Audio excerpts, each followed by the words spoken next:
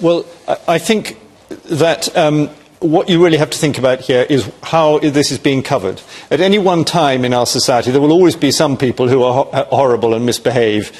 The question is, how much attention do you pay to them? How many there are there? And I think that what's going on here is that the media, and very particularly the BBC, which tried for 24 hours to be nice about Mrs Thatcher, but the strain couldn't stand any longer,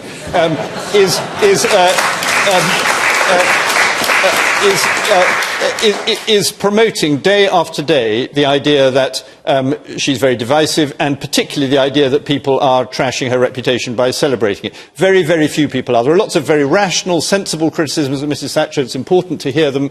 The tiny number of people who are actually being vile, but they're being bigged up every day on the television and the radio, and particularly on the BBC. And I heard today a ludicrous thing on the PM programme. They're trying to get, basically the BBC is trying to get this Ding Dong, the Witch is Dead up to the top of the charts by going on and on and on about whether it should be banned and all this nonsense.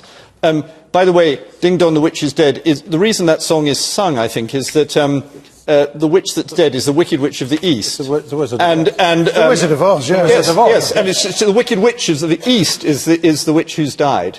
And it was Mrs Thatcher who defeated the East. And in this tale, I didn't mean. So it's a good thing. It's a good thing if the song.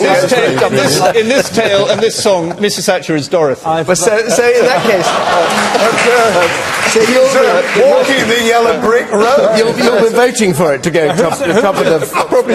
Yes. I think we'd better draw stumps. Yeah, please don't come the Tin Man with us.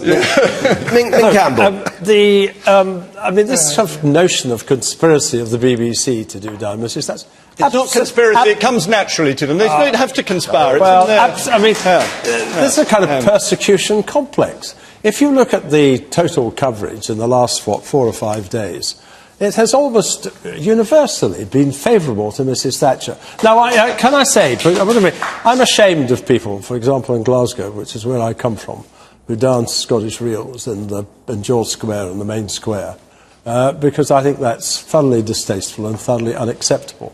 But the idea that this is somehow part of a natural, built-in revulsion fostered and encouraged by the BBC, frankly, is to exhibit a persecution complex which is quite unjustified.